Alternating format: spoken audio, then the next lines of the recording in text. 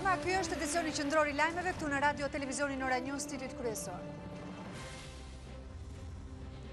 Në zbatim të marrëveshjes për zgjidhjen e krizës, Partia Socialiste dhe Partia Demokratike dhe LSI kanë bashkuar votat në parlamentin për emrin e zëvendës kryeministrit dhe 6 ministrat e propozuar prej opozitës. Partitë politike nuk kanë rënë dakord vetëm për ministrat teknik dhe ruajtjen e votës. Në kotin zgjedhor, mediat detyrohen të japin reklama falas për fushatën. Pavarësisht se ministrat teknik kanë marrë bekimin për të qenë pjesë e qeverisë, ata do të mbikëqyren prej zëvendës ministrave të miratuar po sot prej qeverisë. 5 vjet nga tragjedia e Marrës, ku humbën jetën 13 të rinj, familjarët e viktimave kërkojnë rihapjen e hetimeve për këtë ngjarje. Pas mandatimit nga presidenti Ivanov, Zaev po vijon negociatat me partitë shqiptare për formimin e qeverisë së re. Veç zëvendës kryeministrit, shqiptarët do të kenë edhe ministri. Parlamenti, siç e tham sapo, ka miratuar dhe ministrat e ri të kabinetit qeverisës. Do të lidhemi në këtë moment me gazetarin Pranvera Bozhiqi për të gjitha detajet. Pranverën do ta kemi vetëm pas pak për të na njoftuar se si ka shkuar në fakt votimi i të gjitha kandidaturave të propozuara nga opozita të dalë këto emra pra pas së marrëveshjes së arritur mes të kryeministrit Edi Rama dhe kreut të opozitës Lulzim Basha, ndërkohë pak orë para seancës së jashtëzakonshme të kuvendit, si redoi marrëveshjes politike, Partia Demokratike mlodhi grupin parlamentar, ndërsa kryetari Lulzim Basha prezantoi ndryshimet ligjore në 3 ligje që lidhen me procesin zgjedhor. Kryetari i Partisë Demokratike Lulzim Basha ka mbledhur grupin parlamentar dhe aleatët, ku i ka njoftuar me ndryshimet e 3 ligjeve që lidhen me procesin zgjedhor, të dakordsuar edhe me përfaqësues të kryeministrit Edi Rama. Mbledhja ka zgjatur vetëm pak minuta, ndërsa burimet Ora News mësojnë se në seancën e orës 18 pritet miratohen ndryshimet në kodin penal, ku do të ashpërsohen nenet për krimin zgjedhor, ndërsa parashikohet 1 vit burg për ata që japin apo sekuestrojnë një kartë identiteti dhe deri në 5 vite heqje lirie për shitblerin dhe fotografimin e votës. Gjithashtu do të ndryshohet ligji për partitë politike, dispozitat që lidhen me financimet dhe reklamat në fushat. Partia Demokratike ka përzgjedhur edhe emrat për anëtar të komisioneve të vetingut. Në komisionin ad hoc për verifikimin e kandidatëve janë përzgjedhur deputetët Oert Bylykbashi, Flamur Noka dhe Fatmir Mediu. Në komisionin ad hoc me 12 anëtar, opozita përfaqësohet me deputetët Oert Bylykbashi, Fatmir Mediu, Dhurata Çupi, Gent Strazimiri, Jorida Tabaku dhe Aldo Bumçi, ndërsa në komisionin ad hoc me 6 anëtar janë përzgjedhur Eduard Halimi, Albana Vokshi dhe Flamur Noka. Deputetët Elidon Bushati dhe Luciano Boçi janë përzgjedhur si zëvendësues. Edhe këto emra do të kalojnë për votim në seancën e sotme plenare. Në rendin e ditës është parashikuar gjithashtu edhe miratimi i dekreteve të presidentit për shkarkimin e disa ministrave të mazhorancës dhe emërimin e ministrave teknik nga Partia Demokratike, si dhe votimi i propozimit për kreun e ri të KQZ-s. Ndërkaq në orën 17 pritet mblidhet komisioni i ligjeve për shqyrtimin e kandidaturave për kreun e Komisionit Qendror të Zgjedhjeve. Me arritjen e marrëveshjes së re politike i hapet rrugë zbatimit të plot procesit vettingut të gjyqtarëve dhe prokurorëve. Procesi që kishte ngesur që nga muaji prill do të zhbllokohet pas votimit në kuvend të anëtarëve të opozitës për komisione që do të verifikojnë dhe zgjedhin kandidatët. Marrëveshja e re politike mes majorancës dhe opozitës i hap rrugë dhe zbatimit të plot të procesit të rivlerësimit të gjyqtarëve dhe prokurorëve në kuadër të reformës në drejtësi. Avokati i popullit dhe operacioni ndërkombëtar i monitorimit kanë përfunduar detyrën e tyre të verifikimit të kritereve dhe përputhshmërisë të figurës së kandidatëve.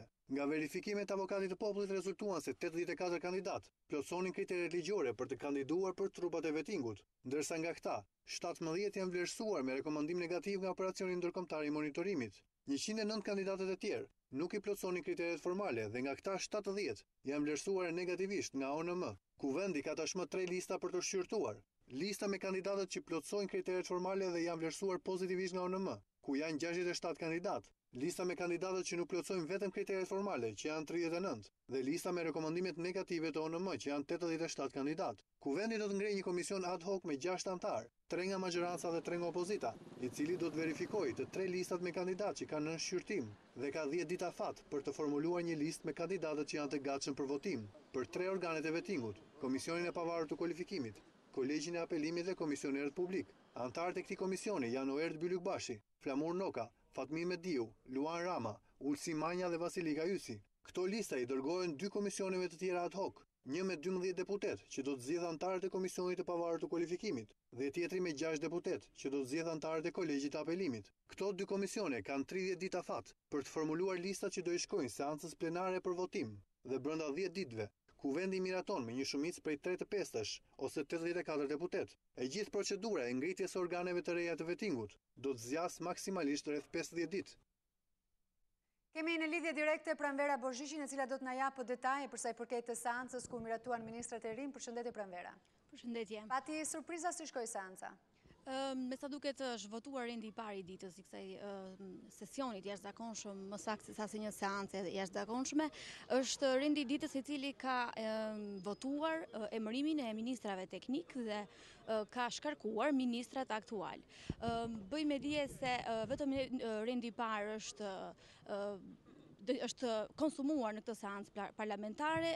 Jemi në 30 minutin e pushimit, i cili është kërkuar për mbledhjen e Komisionit të Reformës Zgjedhore, ku po diskutohen edhe ndryshimet më të fundit nga ky komision, të cilët më parë do të kalojnë në këtë Komision të Reformës Zgjedhore për miratim e më pas do të kalojnë në seancën plenare.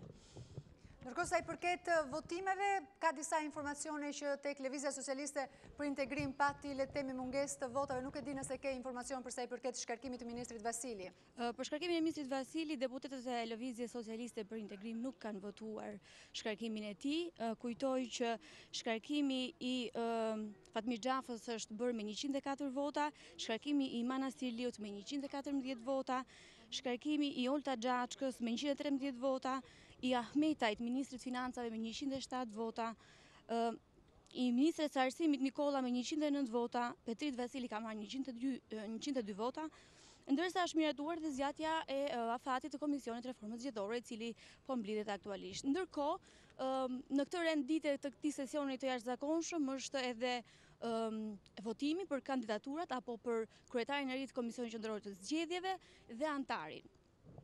Pranvera, faleminderit për detajet që përcolle. Faleminderit ju. Ndërkohë mbetemi tek ndryshimet e zëvendës ministrave. Ministrat teknik të propozuar për opozitës do të monitorohen nga emrat të tjerë të miratuar prej qeverisë. Në zbatim të marrëveshjes Rama-Basha për zgjedhjet e 25 qershorit, qeveria ka miratuar emërimin e 4 zëvendës ministrave në institucione që u lanë Partisë Demokratike. Pas ndryshimit të 6 ministrave dhe zëvendës kryeministrit, kabineti qeverisë Rama ka pësuar të tjera ndryshime. Në mbledhjen e qeverisë para ditën e kësaj të hënë është marrë vendimi për shkarkimin e 4 zëvendës ministrave dhe emërimin në këto poste të 4 funksionarëve të tjerë. Kështu Këshilli i Ministrave ka vendosur që në vend të zëvendës ministrit të financave Ervin Mete të emërojë këshilltaren e kryeministrit për ekonominë Irena Beqiraj. Ajo konsiderohet person teknik dhe e ka mbajtur së fundmi detyrën e këshilltares së kryeministrit për ekonominë dhe më herët edhe postin e zëvendës ministres së financave dhe drejtore së përgjithshme të doganave. Sa kaq nga detyra e zëvendës ministrit të drejtësisë është liruar Eridian Saliani dhe është emëruar Etilda Gjonaj. Në postin e zëvendës ministres së brendshme nuk do të jetë më Elona Gjibrea, ajo do të zëvendësohet nga Rovena Boda, ndërsa Mira Kapisyzi me vendim të Këshillit të Ministrave do të mbajë nga sot postin e zëvendës ministres së shëndetësisë. Më herët ajo ka mbajtur postin e shefes së shërbimit neurovaskular në Spitalin Universitar Nën Tereza. Këto ndryshime pasojnë emërimin e 6 ministrave teknik dhe zëvendës kryeministrit propozuar nga Partia Demokratike dhe konfirmuar nga kryeministri Edi Rama. Ndryshimet në kabinetin Rama janë rezultati i marrëveshjes arritur më 18 maj mes kreut të qeverisë dhe kryetarit të opozitës Lulzim Basha. Mediat ndërkombëtare kanë pasqyruar atë çfarë ndodh në vendin ton pas marrëveshjes së arritur mes kryeministrit Edi Rama dhe kreut të opozitës Lulzim Basha, i cila i dha fundit dhe krizës 90 ditore politike. Veçanërisht ato italiane shkruajnë për ndryshimet në qeveri, emrat e rinj që do të zëvendësojnë besuarit e Edi Ramës dhe seancën e jashtëzakonshme në të cilën do të votohet vetingu. 29.000 fëmijë kanë humbur njëri nga prindrit e tyre e duhet të përfitojnë shërbime lehtësuese si jetim. Në ditën ndërkombëtare në ndihmë të jetimëve, shoqatat ngritën si problematik arsimin e ulët në pamundësi ekonomike, mungesën e strehimit dhe diskriminimin në këtë kategori. Kreu i Kuvendit Ilir Meta tha se problematikat ndaj tyre nuk mund të konsiderohen bamirësi, por një detyrim që nuk përputhet me dekoret e fushatave zgjedhore. Shteti ka prioritet për mirësimin e jetës së çdo qytetari. Politikat e shtetit nuk duhet vinë asnjëherë si bamirësi dhe as si pjesë e një fushate politike apo dekorit të tillë, por si një politikë e vazhdueshme dhe e qëndrueshme, si një zbatim i të drejtave ligjore dhe drejtave të njerëzit dhe mbi të gjitha si pjesë e një filozofie gjithëpërfshirëse. Shoqatat e jetimëve kërkuan nga Zoti Meta që të miratohet ligji për kujdesarim për të ndihmuar fëmijët të kenë një familje që kujdesen për ta si dhe të ndihmojnë në mirëritjen e tyre. Komisioni i ligjeve nisi implementimin e marrëveshjes politike të arritur mes Partisë Socialiste dhe Partisë Demokratike duke shpallur vakancën për postin e kryetarit KQZ-s dhe avokatit popullit. Në një deklaratë për mediat, deputeti LSI-s Luan Rama theksoi se kjo marrëveshje u arrit fal presionit Lëvizjes Socialiste për Integrim dhe ndërkombëtarëve. Me nënshkrimin e marrëveshjes për zgjidhjen e krizës politike, opozitës ju imponua votimi i reformës në drejtësi. Kështu e ka argumentuar në SAU kryeministri Edi Rama paktin e firmosur me Lulzim Bashën. Ne ja dolëm që t'i imponojmë Partisë Demokratike, t'i imponojmë Parlamentit të Shqipërisë, pavarësisht se s'kemi pasur shumicën e nevojshme kushtetuese, edhe ndryshimet kushtetuese për reformën në drejtësi që na afrojnë me Bashkimin Evropian, edhe zhbllokimin e vetingut, ja dolëm që Partia Demokratike të rikthehet në zgjedhje, sepse e kemi thënë gjithmonë, i duam në zgjedhje, sepse duam që të gjithë qytetarët të zgjedhin. I duam në zgjedhje edhe sepse na shijon shumë më tepër fitoria duke i mundur ballë për ballë, sesa duke i lënë mbyllur në çadër. Shtyrja e datës së zgjedhjeve theksoi Rama nuk përbën shkelje të kushtetutës. Ne nuk shkelëm kushtetutën, nuk u tallëm me popullin, nuk shkelëm as ligjin, kur shtym me një javë datën e zgjedhjeve. Ishte vetmja shtyrje e mundshme ligjore.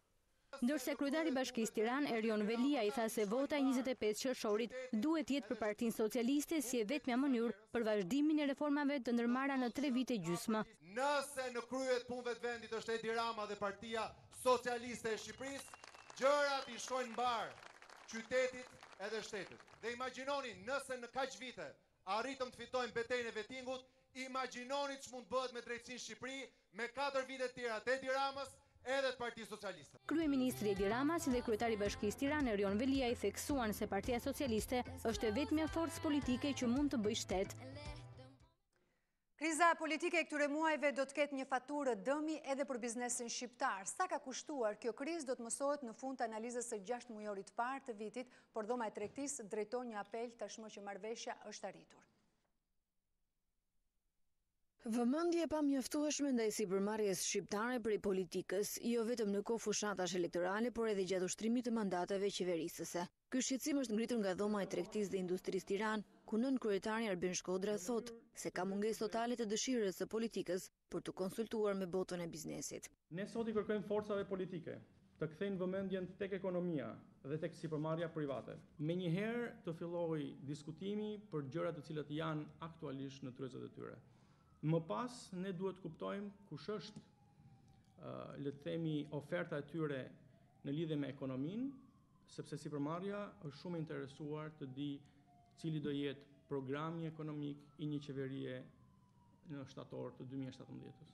Dhoma e tregtisë dhe industrisë ftoi publikisht politikën të kthejë syt nga biznesi, të cilin e ka bërë kurban të krizave që ajo vetë prodhon. Biznesi do të publikojë këtë faturë në mbylljen e 6 mujorit të parë të këtij viti. Është herët për të diskutuar për kosto. Normalisht 6 mujori duhet të jetë një moment i mirë për sipërmarrjen për të bërë një bilanc 6 mujor të aktivitetit të saj. Natyrisht që ne ndjejmë që ka patur një shqetësim të madh të sipërmarrjes. Ky shqetësim nuk duhet të përkthehet në kosto materiale ose në kosto monetare. Shpresojmë që jo. Situata shqetësuese e krijuar nga bojkoti parlamentar dhe mungesa e dialogut politik për disa muaj përfshiu në ngërxhe dhe ekonominë, duke i vënë bizneset në gjendje ngriva shkriva për investimet e tyre. Me arritjen e kësaj marrëveshje, sipërmarrësit ndihen më të çliruar. Partitë politike nuk ka rënë dakord vetëm për ministrat teknik dhe ruajtjen e votës, por në kodin zgjedhor media detyrohen të japin reklama falas për fushatën, ndërsa parashikohet edhe reduktimi i financave për fushatë. Marrëveshja e 18 majit mes dy liderëve kryesor të politikës Edi Rama dhe Lulzim Basha ka qenë më shumë se një marrëveshje për zgjidhjen e krizës politike. Dy forcat e mëdha ndër të tjera kanë hartuar një projekt ligj, sipas të cilit radiot dhe televizionet private do të detyrohen që të transmetojnë falas reklama për subjektet zgjedhore gjatë fushatës elektorale. Radiot dhe televizionet private kombëtare, vendore apo satelitore detyrohen që të vendosin në dispozicion falas për subjektet zgjedhore për reklama politike respektivisht vetëm 90 minuta për partinë më të madhe të shumicës parlamentare dhe partinë më të madhe të pakicës parlamentare, 45 minuta për partitë e tjera parlamentare dhe 10 minuta për partitë jo parlamentare. Partitë politike dhe çdo subjekt tjetër e ka të ndaluar bërjen e reklamave politike kundrejt pagesës gjatë fushatës zgjedhore. Ndryshimet bëhen sipas arsyetimit të projektligjit me qëllim reduktimin e shpenzimeve të partive politike. Projektligji parashikon edhe ndëshkime gjob për radio-televizionet që kundërshtojnë ligjin. Në rast shkelje të detyrimeve të parashikuara në paragrafin 1 të këtij neni apo transmetimit të reklamave politike kundrejt pagesës, Komisioni Qendror i Zgjedhjeve gjobit operatorin radio-televiziv vendor apo satelitor me 4 milion lek, operatorin radio-televiziv kombëtar me 8 milion lek dhe partinë politike me 3 milion lek. Vendimi i Komisionit Qendror të Zgjedhjeve përbën titull ekzekutiv dhe zbatohet nga zyra e përmbarimit gjyqësor. Ende pa u diskutuar marrëveshja politike përmes këtij projektligji, u bën me dije operatorëve se ankimi ndaj vendimit nuk pezullon ekzekutimin e tij. Në rast shkeljeje, KQZ urdhron Autoritetin e Mediave Audiovizive të bëjë bllokimin e transmetimit të operatorit radio-televiziv për 48 tetor. Bllokimi vendoset jo më vonë se ora 18 e ditës pasardhëse. Projektligji, i cili vjen si rezultat i diskutimeve të gjata mes kryeministrit Rama dhe kryetarit të opozitës Basha, nuk është konsultuar me operatorët televiziv, palë në ekzekutimin e këtij projektligji. Pas mandatimit nga presidenti Ivanov, Zaev po vijon negociatat me partitë shqiptare për formimin e qeverisë së re. Deri më tani marrëveshja duket e mbyllur vetëm me LRPDSH-n e drejtuar nga Zia Dinsela, e cila do të ketë postin e zëvendës kryeministrit dhe një ministri. Ditën e martë, Zaev do takohet me kreun e BDI-s Ali Ahmeti, ndërkohë që përfshirja e lëvizjes Besa në koalicionin qeverisës mbetet në pikpyetje. Kreu i Socialdemokratëve Zoran Zaev po vijon diskutimet me partitë politike për të arritur një marrëveshje mbi formimin e qeverisë, ndërsa mediat kanë munduar të zbardhin disa nga detajet e negociatave që po vijojnë mes palëve. Mësohet se socialdemokratët kanë bërë përzgjedhjen e tyre për 6 ministri dhe më konkretisht për Oliver Spasovski, ministri i Brendshëm, Ministrinë e Financave do ta drejtojë Dragon Tevdoski, Radmila Sheqerinska në postin e ministrit të mbrojtjes, në atë të punëve të jashtme Nikola Dimitrov, Frosina Remenski, ministri i punës dhe politikave sociale, ndërsa në dikasterin e bujqësisë mësohet se është propozuar Ljupço Nikolovski. Ndërkohë, marrëveshja duket e mbyllur në raport me LRPDSH-n, ndërsa partia drejtuar nga Zia Dinsela pritet të ketë postin e zëvendës kryeministrit, ministrisë së shëndetësisë si dhe një post zëvendës ministror, por ende nuk ka emra konkret për këto pozicione. Zaev pritet që ditën e martë të diskutojë me liderin e BDI-s Ali Ahmeti për të përcaktuar dikasteret që do t'i takojnë kësaj force politike. Marrëveshja që do të arrihet mes tyre më pas do të duhet të aprovohet edhe nga kryesitë e partive respektive. Situata duket më e paqartë në raportin LSDM Lëvizja Besa, ku sipas raportimeve mediatike, forca politike shqiptare ka kërkuar një numër relativisht të lartë institucionesh nga socialdemokratët, gjë që le pikpyetje mbi mundësinë e përfshirjes së Besës në koalicionin qeverisës.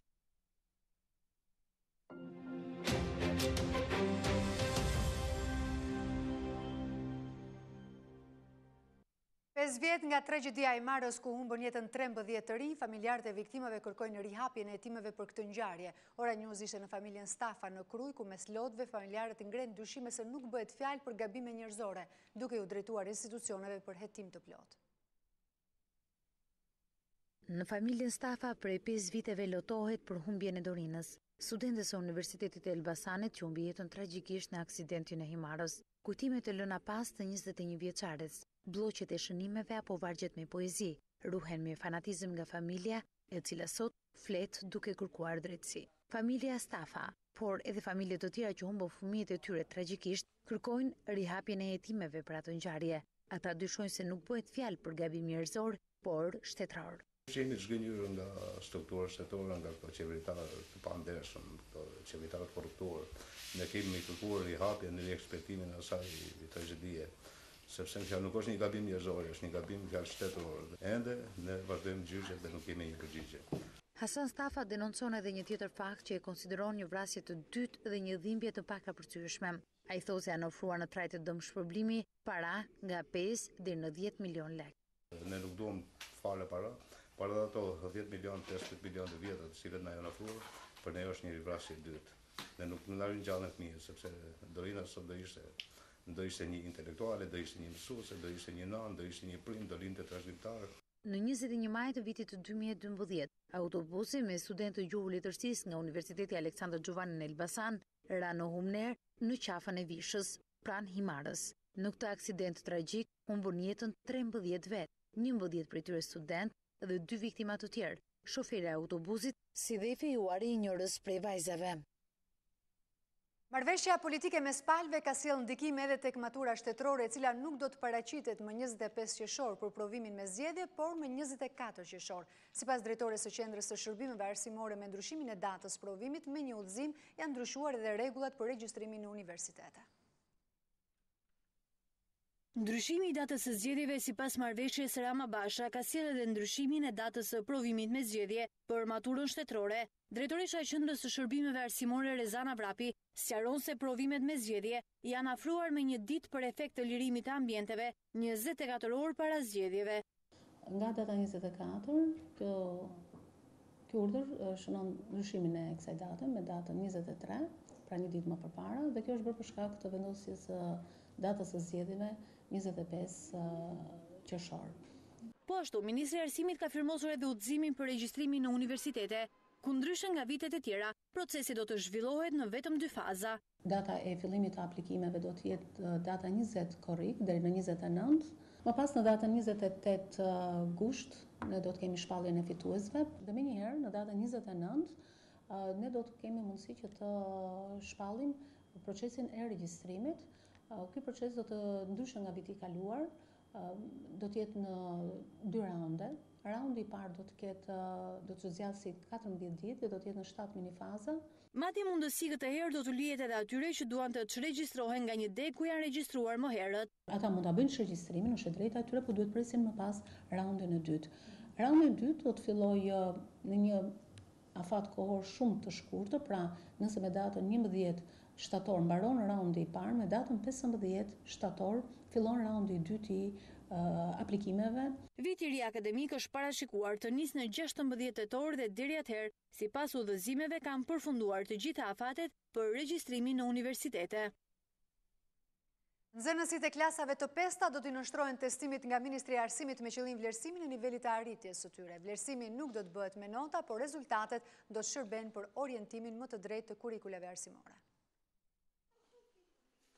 Nxënësit e klasave të pesta në gjithë vendin do t'i nënshtrohen të martën një testimi për gjuhën shqipe, diturinë e natyrës dhe matematikën. Provimi do të kryhet nga autoritetet e arsimit për të parë nivelin e arritjes së tyre. Ky është viti i dytë kur kryhet ky vlerësim në mbyllje të një cikli mësimor, por ndonse është një testim, sipas autoriteteve të arsimit, për nxënësit që do t'i nënshtrohet nuk do të ketë as vlerësim në nota dhe as penalitete për të vijuar ecurinë mësimore. Rezultatet që do të arrihen do të shërbejnë për orientimin më të drejtë të kurikulave mësimore. Testimi do të nisë në orën 10 të paradites dhe do të zgjasë për 1 orë e 30 minuta. Testi ka 50 pikë të ndara në 20 pikë për gjuhën shqipe, 20 për matematikën dhe 10 për diturinë e natyrës. Vitin e shkuar rezultoi se rreth 44% e nxënësve që u testuan kishin probleme me njohjen e gjuhës, shkrimin si dhe veprimet matematikore.